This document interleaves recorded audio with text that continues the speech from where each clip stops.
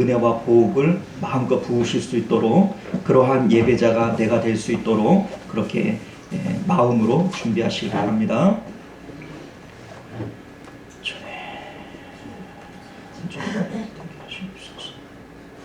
힘과 정성을 다 쏟는 예배 되게 하여 주옵소서. 주님 앞에 드려지는 온전한 상 제사가 되도록 은혜를 더하여 주옵소서.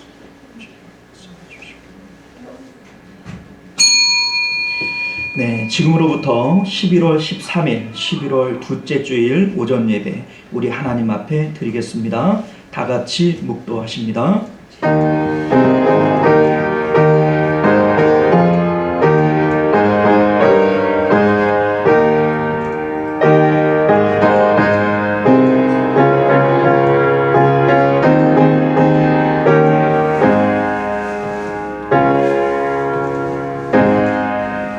여호와께서 다스리시니 만민이 떨 것이요 여호와께서 그룹 사이에 좌정하시니 땅이 흔들릴 것이로다. 시온에 계시는 여호와는 위대하시고 모든 민족보다 높으시도다. 아멘. 존귀하시고 은혜로우신 우리 주 하나님, 하나님께서는 만유보다 크신 분이시요 그러한 하나님께서 낮고 천한 우리들을 사랑하시고 또 우리의 예배를 받기를 원하시오니 마땅히 받으셔야 할 그 찬양과 높임을 주님께서 받으시기를 원합니다. 우리 이 시간 마음과 정성을 다하여 하나님을 예배하게 하시고 하나님과 연합하며 하나님의 은혜와 복을 받아 누리는 귀한 예배 되도록 주께서 역사하여 주옵소서. 모든 영광 주님 홀로 받아주실 줄 믿사오며 거룩하신 우리 주 예수님 이름으로 간절히 기도드리옵나이다. 아멘. 우리 찬송가 43장 우리 함께 찬양합니다.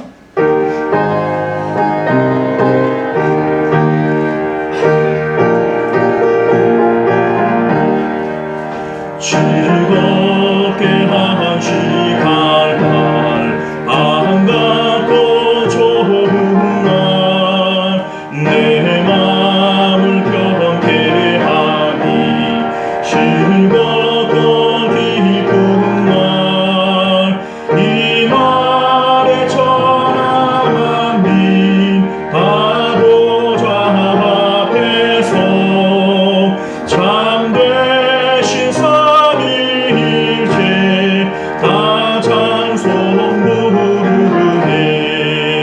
이 날에 하늘에서 새 양식 내리네.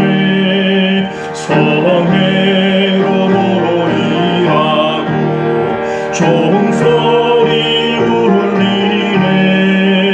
복음의 밝은 빛이 온 세상 비치며 또 영생문이 일러 시원케 하시네.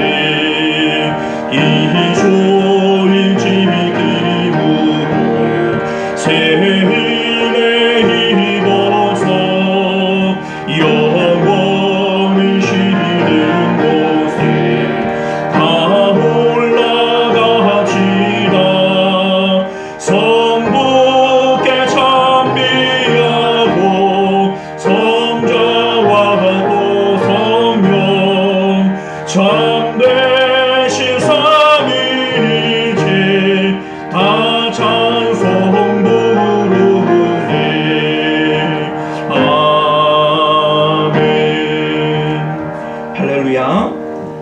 네, 이 시간은 우리 한 주간의 삶을 되돌아보면서 하나님 앞에 합당치 못한 우리의 언행심사가 있고 그러한 죄들이 하나님과 우리 사이에 막힘이 되어지겠거든 먼저 하나님 앞에 참회의 기도로 정결한 마음 가지고 하나님 받으시는 그러한 예배 되어지시길 바랍니다. 우리 다 같이 참회의 기도 드립니다. 우리의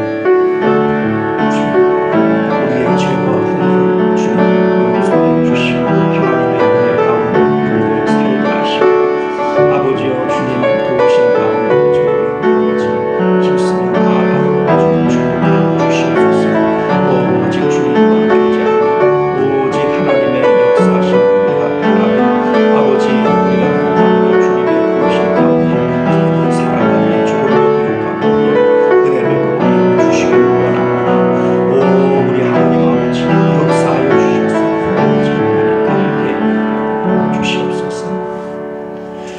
우리가 우리 죄를 자백하면 저는 미쁘시고 의로우사 우리 죄를 사하시며 모든 불의에서 우리를 깨끗게 하실 것이요 그러므로 이제 그리스도 예수 안에 있는 자에게는 결코 정죄함이 없느니라. 아멘. 자, 우리 교동문 77번 요한복음 3장 말씀 우리 함께 교독하여 읽겠습니다. 하나님이 세상을 이처럼 사랑하사 독생자를 주셨으니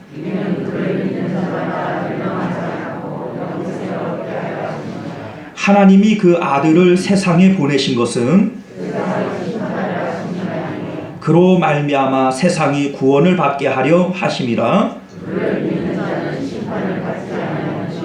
믿지 아니하는 자는 하나님의 독생자의 이름을 믿지 아니하므로 그 정죄는 이것이니 곧 세상의 빛이 세상에 왔으되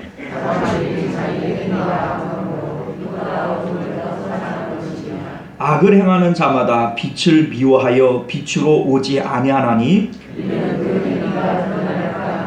진리를 따르는 자는 빛으로 오나니 나타내려 함이라 하시니라. 아멘. 우리 다 같이 사도신경으로 우리의 신앙을 고백드립니다. 전능하사 천지를 만드신 하나님 아버지를 내가 믿사오며 그 외아들 우리 주 예수 그리스도를 믿사오니 이는 성령으로 잉태하사 동정녀 마리아에게 나시고 본디오 빌라도에게 고난을 받으사 십자가에 못 박혀 죽으시고 장사한 지 사흘 만에 죽은 자 가운데서 다시 살아나시며 하늘에 오르사 전능하신 하나님 우편에 앉아 계시다가 저리로서 산자와 죽은 자를 심판하러 오시리라. 성령을 믿사오며 거룩한 공예와 성도가 서로 교통하는 것과 죄를 사하여 주시는 것과 몸이 다시 사는 것과 영원히 사는 것을 믿사옵나이다. 아멘. 우리 찬송가 407장입니다.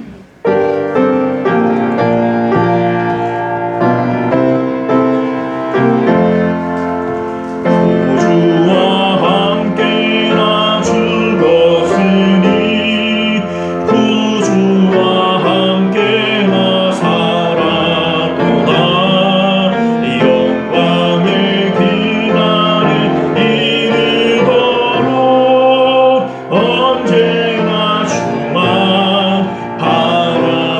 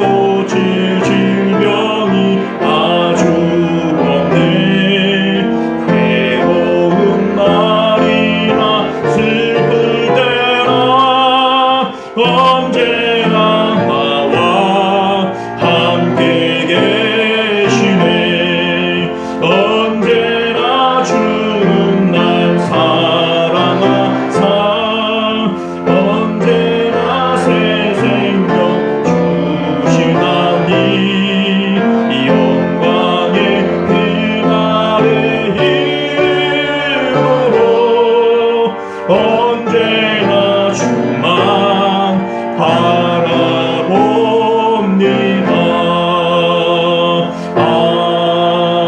아멘. 할렐루야. 네, 이 시간은 우리를 대표해서 최강성 안수 집사님 기도하시겠습니다.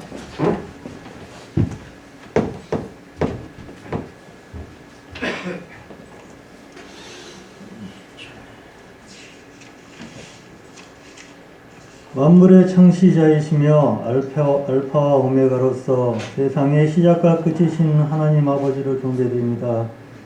지난주 추수감사주일날 예물을 주님께 바침으로써 뜻있는 감사절을 보냈습니다. 하나님 아버지께서 기쁘게 흠양함으로써 시온성을 축복하리라 믿습니다. 은혜 내려 주시옵소서. 메마른 대지에 제때 비를 내려주심으로써 대지의 갈증을 해결해 주시니 감사드립니다. 가을의 끝인 지금 풍요로운 가을 거지를 하게 하시며 성도마다 즐거운 김장을 담게 하셔서 올겨울 준비도 주님이 내려주신 풍요로움 속에서 모든 준비를 마칠 수 있게 이끌어 주시옵소서. 주님의 축복으로 새로운 기도터를 마련해 주시니 감사드립니다. 목사님이야 성도님들의 노력으로 마련한 장소이지만 주님이 예비하신 곳을 찾아갔을 뿐임을 고백합니다. 교회를 전전하며 예배를 보지만 욥의 시험에는 가당치도 않게 부족함을 알고 있습니다. 주님만 바라보고 전진하오니 오직 주님이 함께하여 주시옵소서. 156명의 생명을 앗아간 이태원 참사를 위해 주님께 기도드립니다. 많은 꽃다운 영혼들이 시들었습니다. 외국에서 들여온 행사에서 어처구니 없는 죽음을 맞이한 젊은 영혼들을 주님이 위로하여 주시고 다시는 하나님 아버지께 위배되는 이러한 행사에서 더 이상의 비극이 없게 하시며 저들을 속죄케 하옵소서. 10일 후에는 세계적인 행사인 월드컵이 치러집니다. 저희 나라도 함께하는 행사이니만큼 주님이 축복하여 주시고 무사히 치러지도록 주님이 함께하여 주시옵소서. 교회를 준비하는 한절기에 성도님들 건강으로 지켜주시고 설교 준비하시는 목사님 성령으로 이끄시고 주님의 계획하에 인도하여 주시옵소서. 이 모든 말씀 예수님 이름 받들어 기도드렸습니다.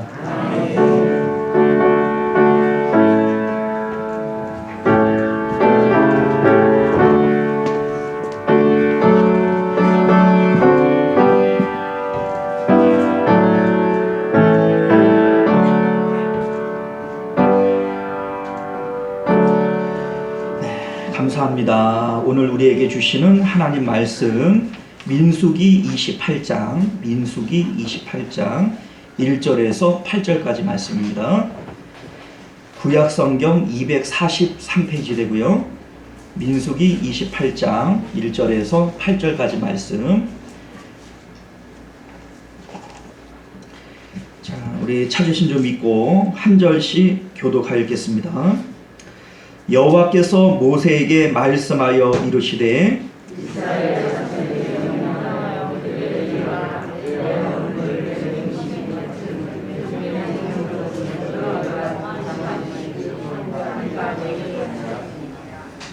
또 그들에게 이르라. 너희가 여호와께 드릴 화제는 이러하니 1년 되고 흠없는 순양을 매일 2마리씩 상번제로 드리되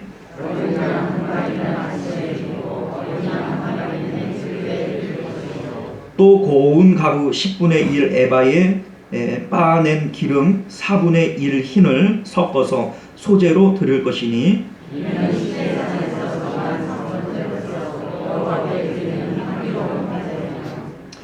또 그 전제는 어린 양 한 마리에 4분의 1 흰을 들이대 거룩한 곳에서 여호와께 독주의 전제를 부어드릴 것이며 아침에 드린 소제와 전제와 같이 여호와께 향기로운 화제로 드릴 것이니라. 아멘. 자, 우리 잠시 기도하겠습니다. 은혜로우신 우리 주 하나님, 이제 주의 말씀을 우리가 함께 상고하고자 합니다. 지혜를 주옵소서. 진리의 영이 우리의 마음을 감동하여 주옵소서. 그래서 그 말씀의 깊이와 넓이를 우리가 깨달을 수 있도록 은혜로 하여 주옵소서. 거룩하신 우리 주 예수님 이름으로 간절히 기도드리옵나이다. 아멘.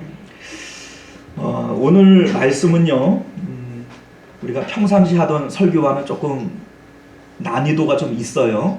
그래서 여러분들이 조금 잘 들으셔야 이해가 갈 수 있으리라 이런 생각이 듭니다. 좀 신학적인 내용들이 포함이 되어져 있기 때문에 여러분들이 이제 일반적인 은혜로 받아들이기에는 조금 어려움이 있을 수 있습니다. 너무 겁부터 주는 것 같아서 죄송한데 잘 들으시란 뜻입니다. 자, 오늘 우리는요, 함께 읽은 본문의 말씀을 중심으로 구약의 제사와 신약의 예배라고 하는 제목으로 하나님 말씀 함께 나누고자 합니다. 구약의 제사와 신약의 예배. 자, 구약의 제사와 신약의 예배는요, 얼핏 들으면 비슷해 보이고 뭐 그게 그거 아니냐 이런 생각이 들 수도 있겠습니다만 실제로는 좀 달라요. 어떻게 다른가? 우리가 오늘 말씀도 보면요, 구약 시대의 제사를 드리기 위해서는 상당히 복잡한 그러한 절차들이 있고 예식의 방법들이 있습니다. 우리 28장의 뒷부분을 계속 보면요, 안식일에 대해서, 초하루, 월삭에 대해서, 유월절, 초실절, 그리고 일곱째 달 초하루, 뭐 속죄일, 뭐 이러한 절기들이 계속해서 나와요. 자, 그런데 신약 시대에는 이런 게 있어요, 없어요? 없어요. 그냥 예배 하나밖에 없습니다.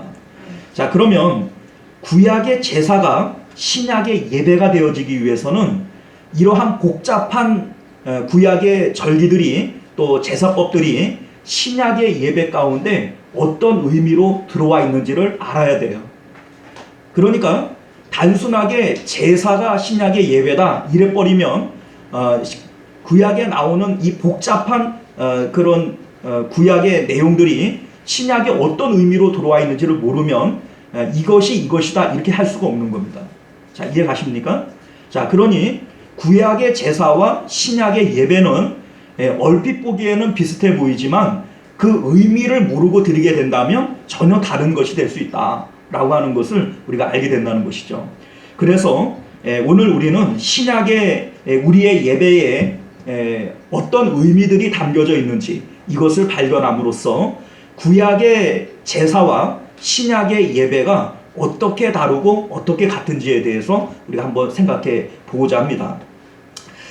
제가 처음부터 좀 겁을 준 이유가 있지요. 내용이 그렇게 만만한 내용은 아닙니다. 자, 성도에게 있어서 예배랑 어떤 의미가 있는지를 먼저 좀 생각을 해봤으면 좋겠어요. 성도의 삶은 끊임없이 영적 전쟁을 벌이는 것과 같습니다. 사도 베드로는 너희의 대적 마귀가 두루 삼킬 자를 찾는다 이렇게 얘기를 합니다. 그렇기 때문에 사도 바울도 너희는 나와 함께 그리스도의 좋은 군사가 되라 이렇게도 말씀하시죠. 성도의 삶은 끊임없이 원수 마귀와 영적 싸움을 싸워가는 존재들이다 라고 하는 겁니다. 그러면 여러분들의 무기, 여러분들의 힘 그런 것들은 어디서부터 오는가? 예배를 통해서 옵니다. 예배를 통해서 여러분들은 악한 사단 마귀와 싸울 그러한 영적 무기들을 공급받고 힘을 공급받는 거예요. 그러니까 예배의 성공자는 영적 싸움의 승리자가 될 수 있지만 예배의 실패자는 영적 싸움에 반드시 패배자가 될 수밖에 없습니다. 그러니까 예배를 어떻게 해야 잘 드릴 수 있느냐? 구약의 제사법들이 신약의 예배 가운데 어떤 형태로 들어와 있는지를 알아야 예배의 성공자 될 수 있습니다. 자, 오늘 본문 말씀을 보면요, 먼저 본문의 좀 배경을 여러분들이 좀 생각을 해봐야 되는데, 민수기라고 하는 책의 제목은 백성의 숫자를 센다 이렇게 해서 민수기예요. 백성 민자에 숫자를 셀 때 이 수에 그 기록할 기자지, 그죠? 그러니까는 백성의 숫자를 세는 책이 바로 민수기입니다. 이래서 민수기는 출애굽을 처음 시작을 할 때 백성의 숫자와 이제 여리고 성에 이제 가나안 땅에 들어갈 때 그 숫자를 비교를 해서 처음 숫자와 두 번째 숫자 요 숫자에 의미가 있는 것이 바로 이 민수기다 이렇게 볼 수 있어요. 자, 그런데 백성의 숫자를 왜 세야 되느냐? 어떤 의미에서 이 숫자를 세는 거냐? 지금 가나안 땅에 들어가잖아요. 가나안 땅에 들어가면 땅을 분배받을 거예요. 땅을 분배받을 때 어떤 의미로 땅을 분배하느냐? 백성의 머리 숫자로 땅을 분배할 겁니다. 당연히 숫자가 많은 지파는 땅도 크게 받을 것이고 숫자가 적은 지파는 땅도 적게 받을 거예요. 자, 그러니까 백성의 숫자는 중요한 거겠죠. 그리고 이 백성의 숫자는 땅을 분배받기 위한 것이다 라고 하는 거예요. 그래서 우리 이제 26장을 보면 인구를 계수합니다. 이제 가나안 땅에 들어가기 전에 백성의 숫자를 지파별로 계수를 하는 내용이 26장에 기록이 되어져요. 자, 그리고 이 숫자는 땅을 분배받기 위한 것이니까 땅 분배의 문제가 27장에 등장을 합니다. 그 중에 특별하게 우리가 기억할 것은 슬로보앗이라고 하는 사람이 있는데, 이 슬로보앗은 아들이 없고 딸들만 있어요. 당시에는 아들이 땅을 물려받으니까 딸들만 있는 슬로보앗은 땅을 받아도 이게 물려줄 아들이 없는 거예요. 그러니까 이제 딸들이 이의를 제기합니다. 우리 아버지는 죄를 지은 것도 없고 뭐 잘못한 게 없는데 딸들만 낳았다. 딸 낳는 것이 죄는 아니지 않냐. 그런데 우리 아버지가 아들이 없다는 이유로 그 기업을 물려줄 수 없고 아버지의 기업이 끊어진다면 이게 하나님의 뜻에 합당한 거냐라고 이의를 제기하는 거예요. 그러니까 모세가 네 말이 옳다. 네 말은 옳은 얘기다. 그래서 이 딸들과 결혼하는 사람들은 아들의 이름으로 자기의 기업을 이을 것이 아니라 이 딸의 이름으로 그 기업을 이어가게 될 것을 얘기를 해요. 이게 이제 27장에 기록이 되어져 있습니다. 자, 그러면 자 보세요. 26장에서 백성의 숫자를 셌고 27장에서 땅을 어떻게 분배할지에 대한 내용을 얘기를 했어요. 그러면 28장, 오늘 읽은 28장에서 내용적으로 보면 어떤 내용이 등장을 해야 되냐면, 자, 우리 백성의 숫자도 셌고 땅은 어떻게 분배받을 것도 우리가 계획을 했으니 이제 그곳에 들어가면 어떻게 싸워서 그 땅을 빼앗자, 이 얘기가 나와야 맞지 않아요? 순서적으로 보면 그렇잖아요. 이제는 어떻게 싸워야 할 것이고 어떻게 전략을 세워서 승리를 거둘 거냐, 이거를 얘기해야 되는데 28장과 29장에서 나오는 내용은 예배에 대한 내용이에요. 제사법, 절기법, 이러한 내용들을 28장과 29장에서 얘기를 하고 있다는 거예요. 이게 이상하지 않습니까? 하나님께서 엉뚱한 얘기를 지금 하고 있는 것처럼 보여져요. 그런데 아닙니다, 이게.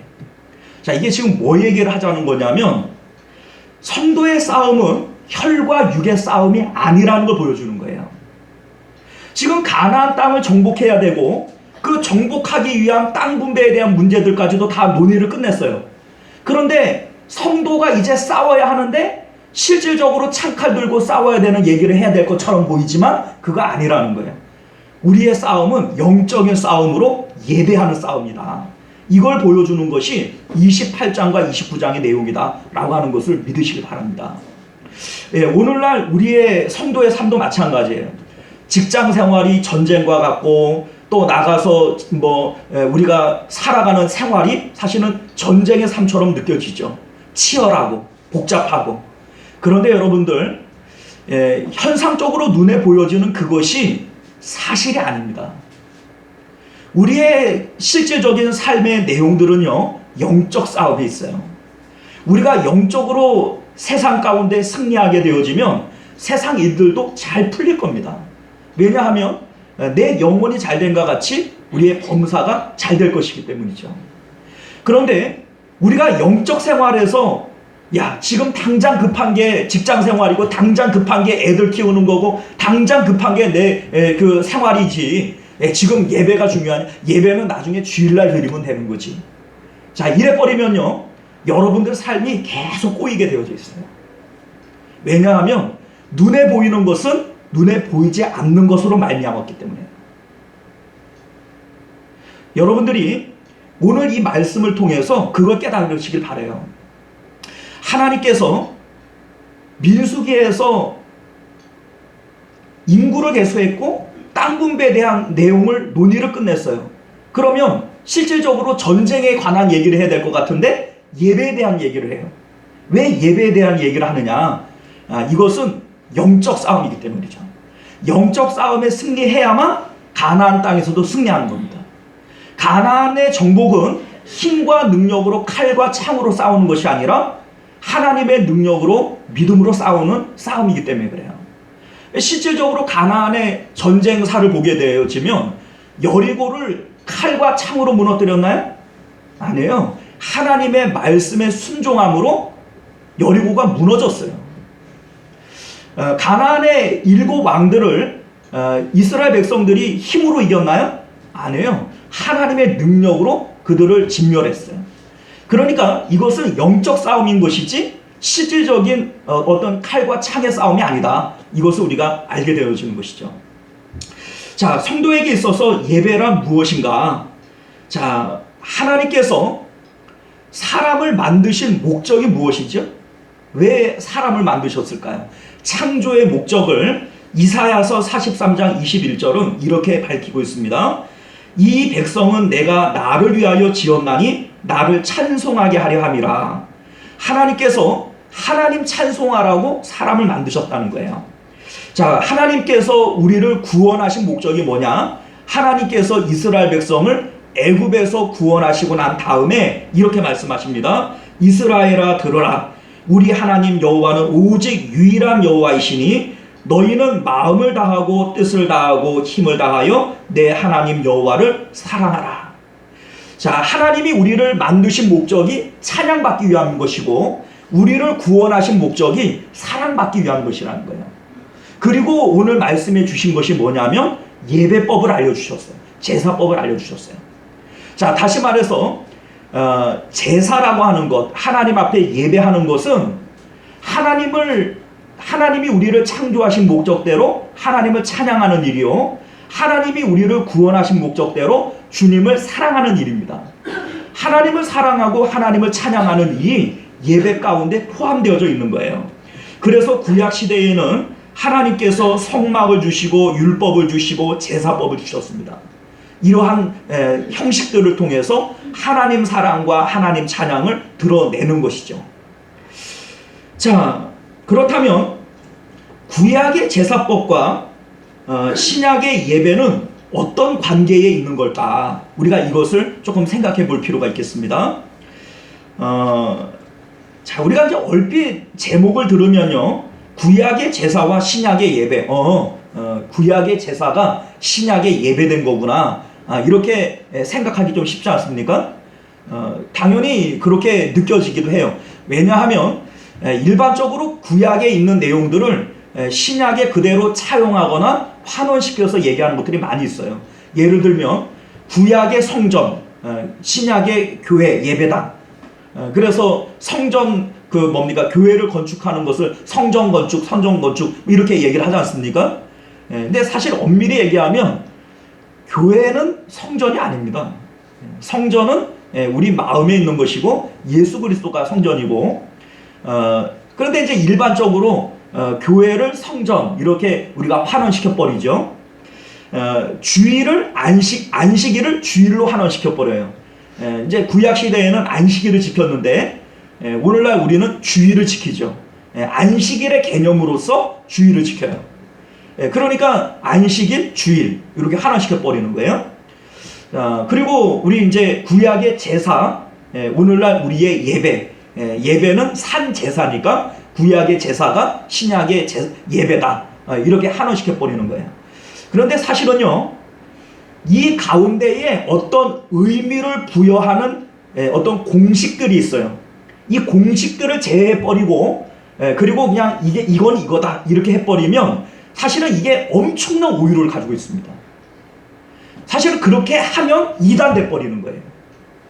무슨 얘기인지 아시겠어요? 원래 구약의 안식일이 신약의 주일이고, 구약의 그 성전이 신약의 교회고, 구약의 제사가 신약의 예배다, 이렇게 그냥 해버리면 이거 이단입니다, 여러분들. 안식일교회 이단이잖아요. 그죠? 그렇게 해버리면 사실은 이단이에요.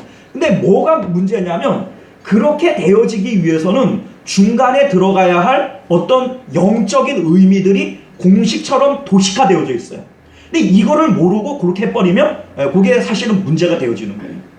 그래서 오늘 우리는요, 구약의 제사가 신약의 예배가 되어지기 위해서는 중간에 어떤 의미가 있는데 이 의미가 무엇이냐, 이 의미를 알지 못하고 드려지는 예배는 이거 이단의 예배고 하나님께서 원치 않는 예배가 된다, 이거 얘기하고 싶은 겁니다. 실질적으로 여러분들 구약의 제사가 있었어요. 그런데 이 구약의 제사들도 하나님께서 여러 가지 제도들을 주시지 않습니까? 제사법이 있고 절기법이 있고 율법이 있고 뭐 이런 여러 가지의 도식들이 있는데 이것들을 싹 무시해버리고 하나님 앞에 제사만 드렸어요. 제사만 드릴 때 하나님께서 뭐라고 평가를 하시냐면 호세아서 6장 6절 이하를 보면 나는 인애를 원하고 제사를 원하지 아니하며 번제보다 하나님을 아는 것을 원하노라. 그들은 아담처럼 언약을 어기고 거기에서 나를 반역하였느니라.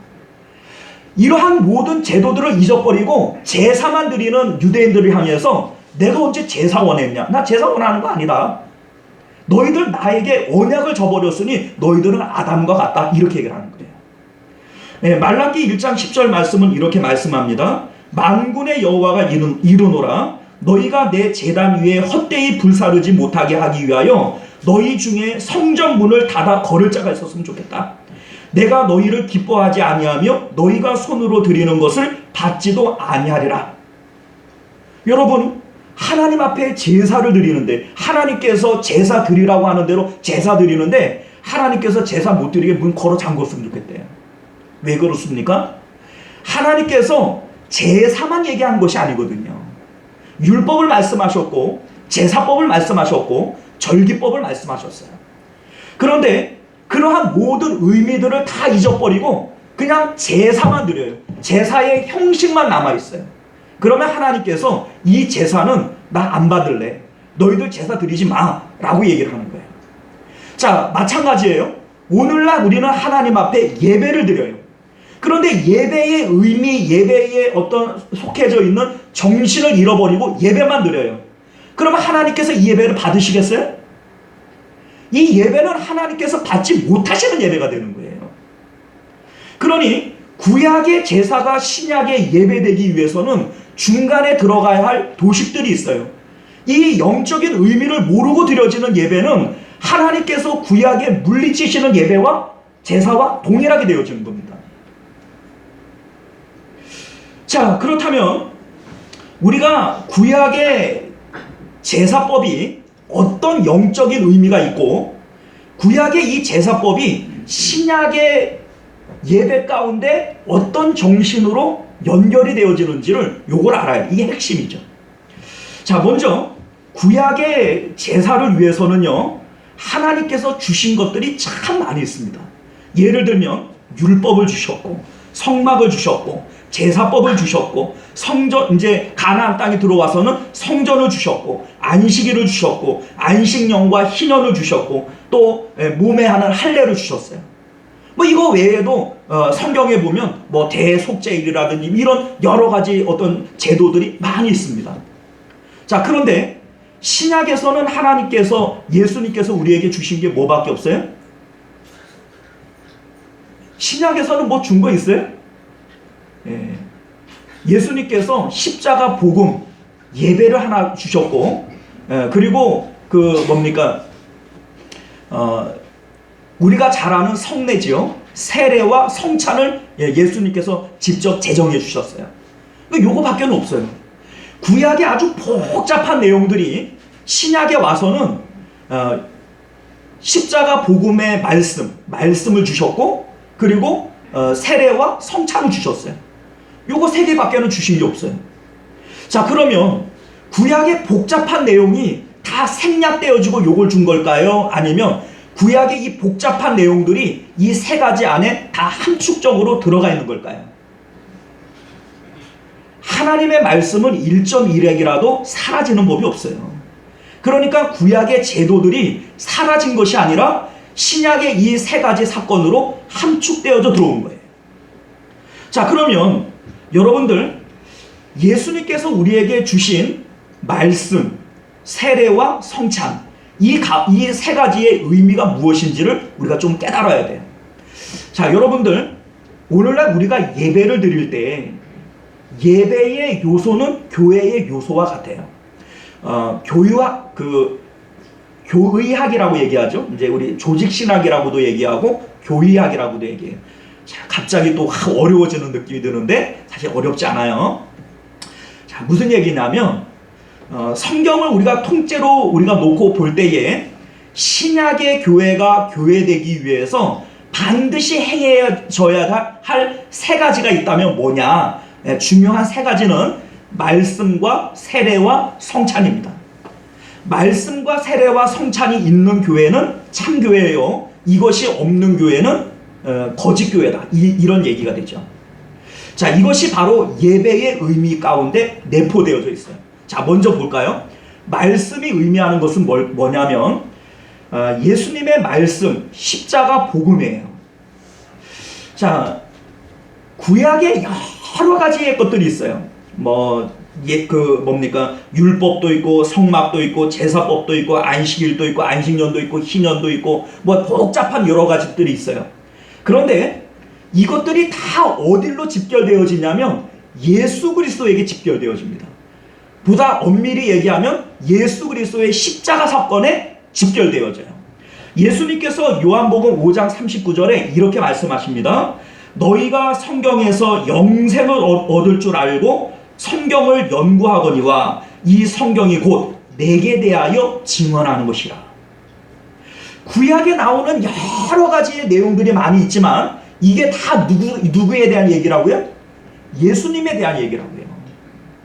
엄밀히 얘기하면 예수님의 십자가 사건에 대한 얘기예요. 자, 그러니 예수님께서 말씀하신 이 세 가지, 예수님의 말씀 그리고 그 세례와 성찬, 요 세 가지는요 예수님에 대한 내용이고 십자가 사건에 대한 내용이에요. 그러니까 예수님의 말씀이라고 하는 것은 십자가 복음인데, 여러분들 십자가 복음이 뭐 얘기하는 걸까요? 자, 십자가 복음은요 어려운 얘기가 아닙니다. 예수님께서 내 죄를 대신해서 6월절에 어린 양 되셔서 죽어주신 거예요. 그러니 예수님의 죽음은 원래 예수님 거가 아니라 누구 죽음이에요? 내 죽음을 대신 죽어주신 거예요. 그래서 예수 그리스도께서 죽으신 것을 나의 죽음으로 여기고 나는 죽었습니다. 세상에 대해서는 나는 죽었고 하나님께 대하여 산 자입니다 라고 고백하는 것이 바로 십자가 복음을 믿는 거죠. 이게 복음이에요. 자, 그러면 예수님의 말씀의 핵심은 뭐예요? 예수님과 내가 연합하는 거예요. 십자가에서 예수님과 내가 연합하는 거예요. 왜냐하면 십자가에서 죽으신 예수님은 원래 누군데? 나니까. 그래서 사도 바울이 이런 고백을 하지 않습니까? 내가 그리스도와 함께 십자가에 못 박혔나니 이제 내가 사는 것은 내가 사는 것 아니요 내 안에 누가 살아요?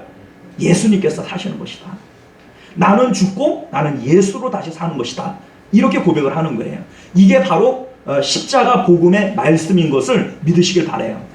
그러니까 말씀의 핵심은 예수님과 내가 연합하는 거예요. 자, 두 번째, 세례가 있어요. 세례. 자, 세례는 뭡니까? 우리가 물속에 들어갔다가 나오는 거죠. 우리가 이제 오늘날은 우리 장로교 같은 경우에는 이제 머리에다가 물을 이렇게 3번 바르지 않습니까? 정수리에다가. 이거는 쇠수라고 부르는데 침례교에서는 직접 물에다가 푹 담궜다가 꺼내서 요거 침례 혹은 이제 세례 이렇게 얘기를 하고, 오늘날 우리들은 정수리에게만 발라요. 이제 왜냐하면 실질적인 어떤 형식이 그렇게 되어줘도 좋지만 이거는 이제 형식이 중요한 것이 아니라 영적인 의미가 중요한 것이니까 사람이 이 정수리에 물이 닿으면 물속에 다 잠겼음을 의미하는 거예요. 그러니까 우리는 그 의미만 살리는 것이고 침례교에서는 의미가 뭐가 중요해? 실제로 그냥 담궈야지. 이게 담궜다 꺼내는 거예요. 뭐 사실은 의미는 같은 겁니다. 자, 어쨌든 간에 사람이 물속에 들어갔다라고 하는 것은 살아요, 죽어요? 여러분들 물속에 들어가 살아요? 붕어예요? 예, 사람은 물속에 들어가면 죽어요. 그래서 물속에 들어감과 동시에 나는 죽었습니다 라고 하는 걸 의미하는 것이고, 물 바깥으로 나오면서 우리는 다시 태어났습니다, 살았습니다, 거듭남을 의미하는 것이 세례의 의미인 것을 믿으시기 바라요. 그러니까 세례는 예수 그리스도와 연합함을 의미합니다. 구주와 함께 나 죽었으니 구주와 함께 나 살았도다. 이것이 바로 세례의 의미인 것을 믿으시기 바랍니다. 그러니까 말씀의 의미도 십자가를 통해서 내가 주님과 연합함이고, 세례의 의미도 내가 죽음과 함께 주님과 연합함을 의미하는 거예요. 자, 세 번째, 성례가 있죠. 주님의 살과 피를 먹고 마시는 성례. 자, 이거는 뭐 두말할 나위 없이 그리스도와 연합함입니다.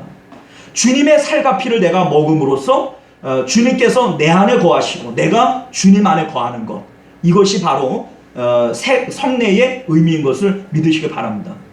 자, 그러니까 사실은 예수님께서 세 가지를 말씀하셨지만 세 가지가 다 같은 의미네요. 말씀을 주시는 것도 내 말이 너희 안에, 너희가 내 말씀 안에, 그죠? 요한복음 15장에 나오지 않습니까? 너희는 나는 포도나무에 너희는 가지이니 내 말이 너희 안에, 너희가 내 안에 거하면 열매를 많이 맺느니라. 자, 이 말씀이 바로 예수님이시고 말씀 안에 거한다라고 하는 말의 의미는 주님과 우리가 연합하는 걸 얘기하는 거예요. 세례도 내가 주님과 함께 죽고 다시 사는 연합을 얘기하는 거예요. 주님의 성찬 살과 피를 우리가 나누는 것도 주님의 살과 피가 내 안에 들어와서 주님과 연합함을 의미하는 거예요. 자, 그러니까 예수님이 세 가지를 얘기한 것처럼 보이지만 이거는 의미가 뭐예요? 한 가지예요. 예수님과 내가 연합하는 거예요. 예배의 의미가 바로 여기 있습니다. 예배라고 하는 것은요, 구약에 여러 가지 제도를 주셨지만 이 여러 가지의 제도들은 예수님으로 직결되어져요. 너희가 성경을, 영생을 얻을 줄 알고 성경을 상고하거니와 이 성경은 내게 대하여 얘기한 것이다. 구약의 많은 제도들은 예수님에게 직결되어져요. 그리고 이 예수님께서는 우리에게 세 가지를 말씀하셨는데 말씀과 세례와 성찬을 얘기하셨어요. 그런데 이것이 의미하는 것은 뭡니까? 바로 예수님과 연합함을 얘기하는 거예요. 하나 되어지는 것이죠. 자, 그러니 예배의 의미는 이것을 떠나서는 우리가 생각할 수가 없어요. 예배는 예수님과 연합하는 겁니다. 자, 여러분들, 예수님과 연합하기 위해서는 우리에게 뭐가 필요할까요? 사랑의 마음이 필요해요. 자, 여러분들, 성경은 우리에게 예수님과 우리와의 관계를 신랑과 신부로 표현하는 경우들이 많이 있습니다. 하나님과 우리와의 관계도 신랑과 신부로 표현하는 경우들이 많이 있죠. 그런데 신랑과 신부 되어지기 위해서는 반드시 필요할 게 뭐예요? 돈이 필요하나요? 배경이 필요하나요? 조건이 필요합니까? 아니에요. 그렇게 결혼하는 것은 불행을 자초하는 겁니다. 자, 결혼에 있어서 가장 필요한 것은 사랑입니다. 둘이 한 몸이 되어지는 것은 사랑 없이는 안 돼요. 예수님, 우리가 주님과 연합하기 위해서 반드시 필요한 것이 뭐냐면 사랑의 마음입니다. 사랑의 마음. 주님을 너무너무 사랑해서, 주님을 너무너무 감사해서 그분과 하나 되어지는 것, 이게 바로 예배의 의미라는 거예요. 자, 그러니까 예배를 드릴 때 내가 주님을 사랑하고 주님과 하나 되어지고 싶은 이러한 마음 없이 드려지는 예배는 하나님께서 기뻐하시는 예배도 아니고 받으실 만한 예배가 아니라는 겁니다. 자, 우리가 말씀과 세례와 성찬이 그러한 영적인 의미의 토대 위에 교회가 세워졌음을 우리가 초대교회를 통해서 한번 검증받을 필요가 있어요. 교회학이라고 하는 것이 성경을 토대로 나온 것이지만 거꾸로 이 교회학을 성경으로 우리가 한번 풀어볼 필요가 있어요. 그래야 이게 이해가 되어지니까.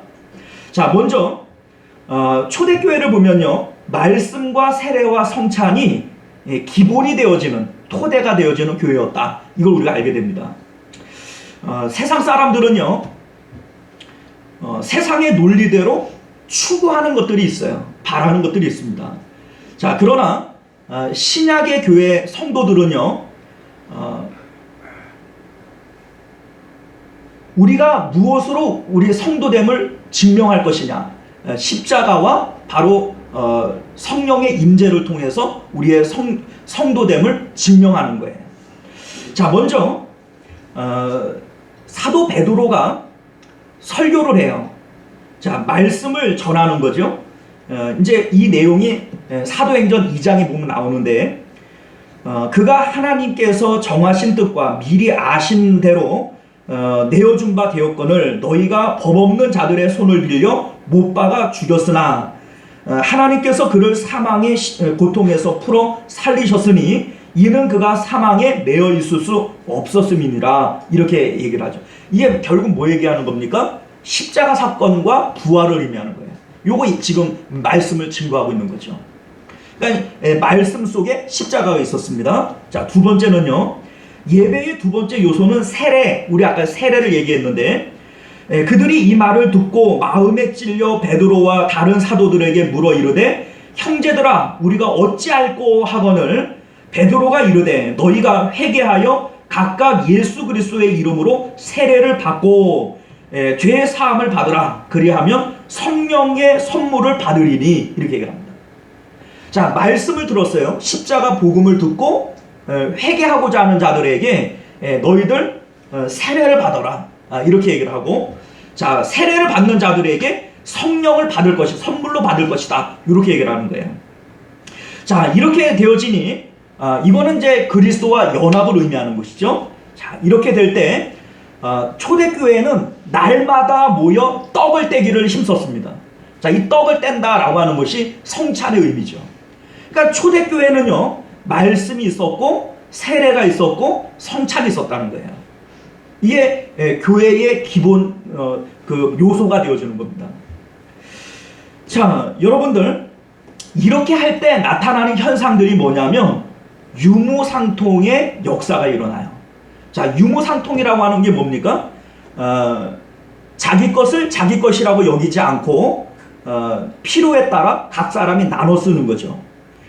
사실은 이게 오늘날 우리들에게는 이해가 되지도 않고 상당히 마음에 부담이 되는 것일 수 있어요. 왜냐하면 사람들마다 자기의 소유, 그 재산권에 대한 것을 아주 소중하게 생각하기 때문이죠. 그런데 여러분들, 이게 왜 이런 현상이 일어나는지 그 배경을 좀 봐야 됩니다. 자, 무슨 얘기냐면 지금까지 사람들은 이 세상이 전부인 줄 알고 살았어요. 그러니까 이 세상을 위해서는 재산이라고 하는 것이 무엇보다 필요한 거죠. 그런데 성령을 받고 은혜를 받고 나니 이 세상이 전부가 아니라 이 세상은 잠깐이요, 하나님 나라가 있음을 깨닫게 되어진 거예요. 자, 하나님 나라를 소망하고 가지게 되어지니 이 땅 가운데 재물을 배설물처럼 여기게 되어지는 것, 이것이 바로 초대교회에 나타났던 영적인 현상이었다라고 하는 것을 우리가 알게 되어집니다. 사실 사도행전 3장을 보게 되면 베드로와 요한이 성전에 들어가면서 나면서 안진뱅이가 되어진 사람을 일으켜줘요. 자, 이때에 베드로와 요한이 뭐라고 얘기를 하냐면 은과 금은 내게 없거니와 내게 있는 이것을 내게 주노니 나사렛 예수 그리스도의 이름으로 일어나 걸어라. 이렇게 얘기를 합니다. 자, 그런데 우리가 잘 생각을 해보면 요거 바로 직전에 일어났던 2장에 일어났던 사건이 뭐냐면 사람들이 유무상통했어요. 자기 것을 자기 것이라고 고집하지 않고 자기의 소유를 팔아 사도들의 발 앞에 갖다 놨습니다. 자, 그러는 베드로와 요한은 그 초대교회에 아주 중추적인 역할을 했던 사람들이에요. 그러니까 이들에게, 이 거지에게 한 푼 줄 만한 재물이 없었을까요? 분명히 있었을 거예요. 그 주기 싫어서 이런 얘기한 걸까요? 아니에요. 그게 아니고, 교회라고 하는 곳이 돈 가지고 하는 일을 하는 곳이 아니기 때문에 금과 은은 내게 없다라고 얘기를 하는 거예요. 그것은 교회의 본질이 아니고, 교회의 본질은 돈 가지고 하는 일이 아니라 돈 없이 하는 예수 그리스도의 이름으로 하는 그 일이 교회의 본질이기 때문에 그렇게 말씀하신 것을 믿으시기 바랍니다. 자, 신약의 예배가 구약의 성전 제사 제도와 같이 되어지기 위해서는 오늘날 교회의 3요소인 말씀과 세례와 성찬의 의미를 배제해버리면 안 돼요. 자, 오늘날 교회의 참된 의미는 그리스도와 연합함이 있습니다. 연합함. 자, 우리 이제 흔히 삶이 예배다 이런 얘기를 하지 않습니까? 삶이 예배다. 예배의 형식보다 중요한 것이 삶의 예배다. 뭐 이런 얘기들을 해요. 자, 이게 어떤 의미냐면 이런 겁니다. 실질적으로 내 마음에 예수님을 사랑하고 예수님과 내가 하나 되어졌습니다. 주님과 내가 연합했습니다. 라고 하는 의식이 없이 드려지는 예배는 하나님께서 기뻐하시는 예배가 아니에요. 우리의 삶 속에서도 내가 그리스도인으로서 주님과 연합했습니다. 라고 하는 의미가 없이 살아가는 그 삶은 예배하는 삶이 아닌 거죠. 그래서 우리 예수님께서 우리에게 하시고 싶은 말씀은 언제나 너희가 나를 사랑함으로써 내가 너희와 함께 있음을 기억하라는 겁니다. 그러니까 우리의 삶 속에서 예수 그리스도를 사랑하고 예수 그리스도를 기억하는 삶이 되어진다면 이게 예배하는 삶이 되어지는 거예요. 굳이 우리가 교회에 나와서 예배하는 게 중요하죠. 이게 중요한 겁니다. 그러나 이 예배가 참 예배가 되어지기 위해서는 반드시 필요한 것이 뭐냐면 예수님과 연합함이 필요하고 연합을 위해서는 주님을 사랑하는 마음이 필요하다는 겁니다. 그것 없이 드려지는 예배는 이게 예배가 될 수 없는 거예요. 사랑하는 성도 여러분, 이제 말씀을 맺도록 하겠습니다. 예배의 진정한 의미는요, 십자가를 통해서 예수님과 연합함에 있습니다. 십자가의 예수님의 사랑, 이것을 우리가 깨닫고 주님께서 우리를 사랑하신 것과 같이 우리도 주님을 사랑하는 거예요. 그리고 주님을 사랑하기에 주님과 연합하는 거예요.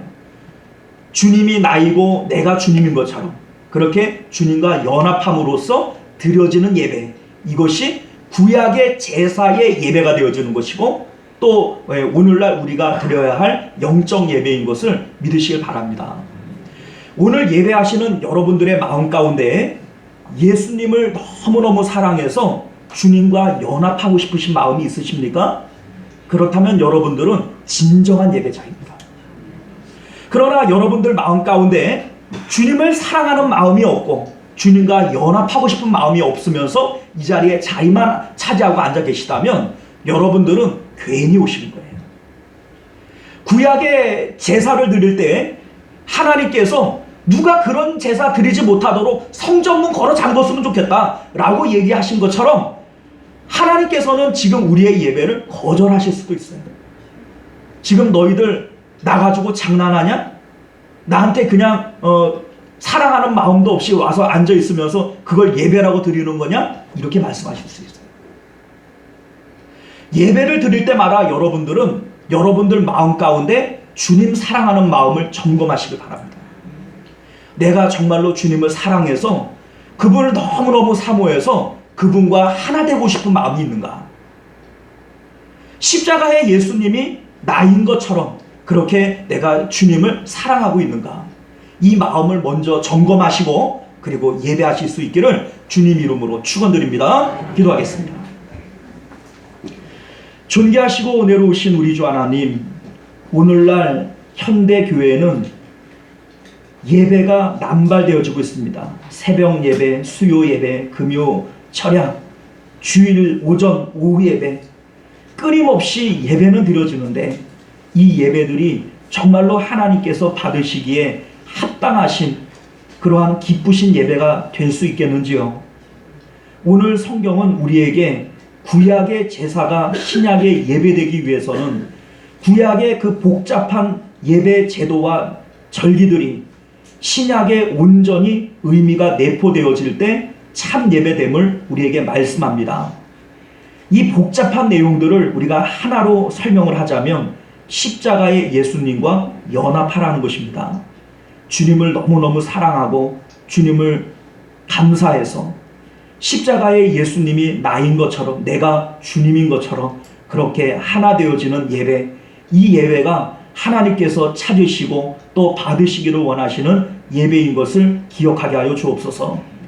예배를 드릴 때마다 내가 주님을 사랑하는가, 이 세상의 물질보다 이 땅의 자녀들, 내 가족들보다 주님 더 사랑하는가, 이것을 먼저 점검하고 그러한 마음이 있을 때 예배를 드릴 수 있는 저희들 되게 하여 주옵소서.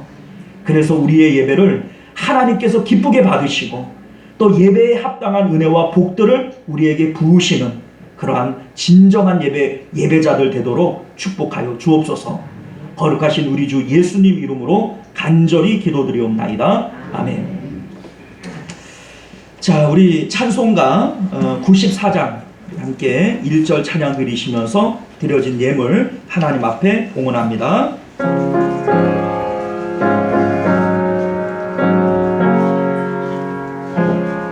주 예수보다 더 귀한 것은 없네. 이 세상 무기가 갚을 수 없네.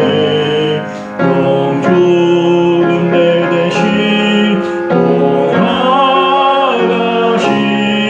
그 놀라운 사랑 잊지 못해. 세상 즐거움 나 버리고 세상 자랑 나 버렸네.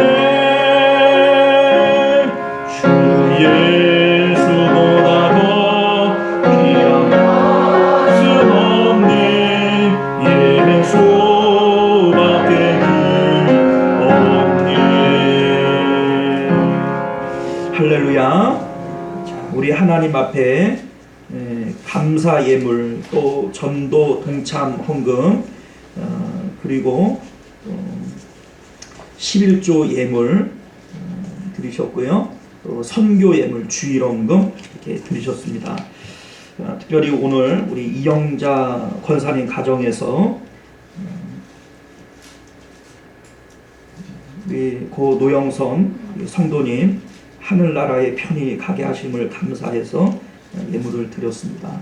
하나님께서 기쁘게 받으시고 또 우리 성도님도 주님 품에서 편안히 쉴 수 있으실 줄 믿습니다. 기도합니다. 존귀하시고 은혜로우신 우리 주 하나님, 우리 주님께서 우리를 사랑하시고 또 늘 우리에게 은혜를 베푸시는 것을 독생자 예수님을 우리를 위하여 아낌없이 주시는 그 사랑을 통하여 우리가 확증합니다. 우리 주님, 바라옵고 원하옵는 것은 오늘도 주님 사랑해서 드리는 예물들 주님 기쁜 마음으로 흠양하여 주옵시고 또 하나님의 그 넘치시는 은혜와 사랑으로 그 삶 가운데 복을 더하여 주옵소서. 주님 앞에 드리고 줄이고 목마른 일들 있지 않도록 주님 삶 가운데 넉넉한 물질 더하여 주옵시고 또 우리의 영혼이 잘된 같이 범사가 잘 되도록 마음의 평안과 기쁨을 더하여 주옵시고 오늘도 주님 앞에 기쁨으로 드리는 손길들이 주님 앞에 복을 받게 하여 주옵소서. 우리 특별히 우리 이영자 권사님 이렇게 사랑하는 딸을 먼저 주님 품에 보내고 하나님의 위로를 구하는 마음으로 또 예물 드립니다. 우리 주님께서 예물 흠양하시고 그 삶 가운데 더욱더 큰 은혜와 복을 더하여 주옵소서. 우리 또 남겨진 우리 자녀들이 있습니다. 우리 자녀들의 마음 가운데 효성 지극한 마음 주셔서 먼저 떠나보낸 형제들의 그 효도까지 어머니에게 다 할 수 있게 하여 주옵시고 내 부모를 공경하면 내가 땅에서 잘 되고 장수하리라고 주님 약속 있는 첫 계명 우리에게 허락하여 주셨는데 그러한 축복의 주인공들이 우리 자녀들이 다 될 수 있도록 주님 그러한 복된 마음들을 허락하여 주옵소서. 내가 언니의 누나의 목까지 효를 다하리라 그렇게 다짐할 수 있도록 은혜를 주시기를 원합니다. 우리 하나님께서 오늘도 예물을 드리지 못한 그런 손길들 가운데에도 믿음 주시고 물질 주셔서 하나님을 위하여 먼저 주의 곳간을 채우고 그리고 하나님께서 부으시는 은혜들을 경험토록 역사하여 주시옵소서. 거룩하신 우리 주 예수님 이름으로 간절히 기도드리옵나이다. 아멘. 자, 우리 주보를 참조하셔서 교회 소식 전해드리도록 합니다. 서로 사랑하고 격려하며 모이기를 힘쓰는 교회가 됩시다. 하나님 나라 확장과 교회 부흥을 위해 4개월 집중 전도잔치가 진행 중에 있습니다. 2차 초청 주일인 12월 25일까지 우리 최선을 다하고 열심히 전도합시다. 우리 전도대는 매주 수요일 목요일 오전 10시에 모여서 우리가 1시간 기도하고 또 나가서 전도합니다. 많은 동참해 주시기를 바라겠고요. 오늘도 오후 예배 후에 전교인 노방 전도를 실시를 합니다. 많이 동참해 주시기를 부탁드립니다. 우리 다음 주일은요, 우리 정재철 목사님을 모시고 귀한 말씀 우리 함께 받도록 하겠는데, 우리 한 주간 기도로 준비하시면 더욱더 큰 은혜가 있으실 줄 믿습니다. 11월 넷째 주일 우리 27일에는 성찬식을 거행을 하겠습니다. 주님의 살과 피를 우리가 먹고 마시는 것은 주님과 연합하겠습니다 라고 하는 것의 행위적 표현이에요. 우리가 기도로 준비하시고 또 주님과 연합함이 저와 여러분 가운데 있으시기를 주님 이름으로 축원드립니다. 주님과 연합하는 것이요, 이게 우리에게 참 복이 됩니다. 왜냐하면 예수님과 연합함으로써 예수님의 아버지가 우리 아버지 되어지는 거예요. 예수 그리스도의 아버지가 우리 아버지 되어지는 거예요. 그리고 그분의 나라가 우리 나라 되어지는 거예요. 그래서 예수님께서 왕같이 다스리심에 우리가 동참하는 거예요. 너희도 나와 함께 왕노릇하리라 라고 하시는 겁니다. 여러분들, 이 신학적 내용을 우리가 알고 보면요, 성찬이 얼마나 귀한 건지 몰라요. 죄인인 우리가, 지옥 갈 수밖에 없는 우리가 주님의 살과 피를 먹고 마심으로써 예수님과 연합하고 하나 되어져서 예수님 권세 내 권세, 예수님의 아버지 내 아버지, 주님의 나라 내 나라, 주님의 왕권이 내 왕권, 얼마나 대단합니까 여러분들. 아버지께서 나를 보좌 우편에 앉혀주신 것처럼 내가 너희를 내 우편에 함께 앉게 하여 주겠다, 이렇게 얘기를 하죠. 야, 이게 성찬의 의미입니다 여러분들. 성찬을 여러분들이 우습게 알고 허투루 만들 게 아니에요. 교회는 언제나 성찬을 하기에 2주 앞서서 알려드려요. 2주에 앞서서 알려드립니다. 이유가 뭡니까? 준비하시라고. 영적으로 준비하시라고. 여러분들이 예수님과 연합함의 이 놀라운 은혜가 무엇인지를 다시 한번 마음에 새기시고 성찬을 준비하시길 바랍니다. 자, 오전 예배 후에 당회로 모이겠고요. 오후 예배 후에는 예배당 이전위원회로 모이겠습니다. 이제 우리 이제 교회 예배당을 지금 이전하려고 하고 있고, 또 과정들이 지금 진행 중에 있습니다. 여러분들, 이게 뭐 별거 아닌 것처럼 느껴질 수 있어요. 어떤 큰 교회들이 이제 성전 건축 뭐 이렇게 얘기를 하면서 아주 교회의 아주 큰 사업으로 얘기하지 않습니까? 그런데 여러분들, 큰 교회가 성전 건축하는 거나 우리 같이 작은 교회가 예배당 이전하는 거나 힘들기로 따지면 우리가 훨씬 힘들어요. 그런데 성전 건축, 와, 대단한 거라고 생각하고, 예배당 이전, 이건 뭐 별거 아니다. 여러분들, 별게 아닌 게 아닙니다. 우리는 이게 정말 힘에 넘치는 일이에요. 그러니까 여러분들 위해서 기도하시고 함께 마음을 모아주시기를 부탁드리겠습니다. 이런 거 아멘 해도 되는데 그냥 옆구리 찔러서 잘 맞지네. 자, 우리 대표 기도 공지 주보로 참조하시고요. 식당 봉사 이여전도회고요. 우리 합심 기도 하실 때마다 나라와 가정을 위해서도 하시지만 특별히 교회를 위해서 예배당 이전 문제를 위해서 기도해 주시길 부탁드립니다. 금년도에도 성경 통도 계속되어지고 있는데 우리 그 달성자들 명단은 주보를 참조해 주시기를 바라겠고요. 우리가 좀 전에 우리 헌금 기도할 때에도 잠깐 말씀을 드렸습니다만 이영자 권사님 우리 큰 따님께서 지난 그 목요일 날 소천하셨어요. 그리고 우리 어제 토요일 날 그 뭡니까 발의를 해서 이제 그 모시게 됐어요. 근데 이제 제가 이거를 그 광고를 제대로 해야 될지 안 해야 될지 감이 잘 안 잡혀가지고 그렇게 했는데 어차피 또 우리 권사님 여러분들 또 수고해 주신 분들이 있었기에 또 감사하다고 떡을 헌물하셨고 또 이렇게 감사 예물을 또 이렇게 귀한 예물을 또 바치셨고 그랬기 때문에 이걸 뭐 광고를 좀 해야 될 것 같아요. 그래서 우리 권사님 우리 여러분들 위로해 주시고 또 우리 떡 드시면서 우리 권사님 위해서 기도해 주시고 하셨으면 감사하겠습니다. 또 우리 환우들과 성도님들의 생업을 위해서 기도 부탁드리겠고요. 구체적인 기도의 제목들이 있으시면 알려주시면 우리가 함께 힘껏 기도해 드리도록 그렇게 하겠습니다. 원래 지병이 있으셔서 우리 병원으로 돌아가신 거니까 우리 여러분들이 같이 또 위로해 주시면 감사하겠습니다. 자, 우리 기도합니다. 은혜로우신 우리 주 하나님, 오늘도 우리가 주님 앞에 모여 예배하고 또 여러 가지 제목들을 가지고 기도하던 중 특별히 우리 이영자 권사님 가정을 위해서 기도드립니다. 우리 하나님, 정말 하나님께서 우리를 사랑하신과 같이 우리에게도 맡겨주신 그 자녀들 우리가 얼마나 아끼고 사랑합니까? 그 사랑하는 자녀를 하나님 부르심으로 먼저 떠나보낸 우리 권사님의 마음을 주님 헤아리시고 위로하시고 주님 살펴주시기를 원합니다. 때로는 우리가 하나님의 뜻을 이해하지 못해서 답답할 때도 있습니다.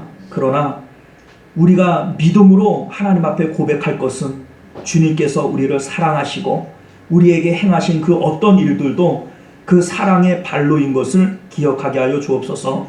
지금은 우리가 이해할 수 없지만 하나님 나라 올라가 보면 그때서야 주님께서 왜 그렇게 하셨는지 그 뜻을 우리가 발견하게 될 줄 믿습니다.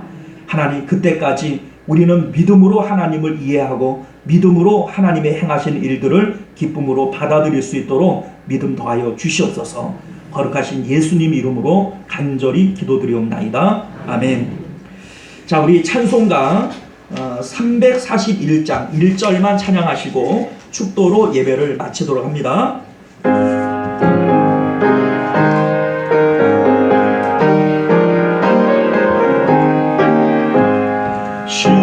십자가를 내가 지고 주를 따라갑니다. 이제부터 예수로만 나의 복에 삼겠네. 세상에서 부귀영화 모두 잃어버려도 오의 범한 내가 받고 영생 복을 받겠네. 아멘.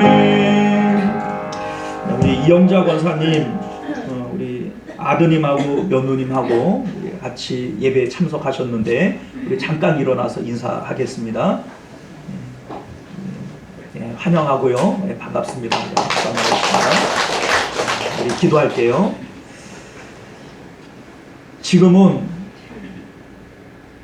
십자가상 위에서 몸버려 피 흘려 우리를 위하여 아낌없이 죽어주신 예수 그리스도의 은혜와 그 아들을 우리에게 내어주시리만큼 극진히 우리를 사랑하신 하나님 아버지의 사랑하심과 오늘도 내주하시고 인도하시고 교통하시는 성령 하나님의 보호하심이 오늘 슬픔을 만난 우리 권사님의 가정과 그들의 자녀들과 오늘 또 예배를 통하여 하나님 앞에 영광 올려드린 우리 모든 교우들과 또 그들의 가정과 생업 가운데 그리고 우리 시온성교회와 만국교회 가운데 지금으로부터 영원토록 함께 있을지어다. 아멘.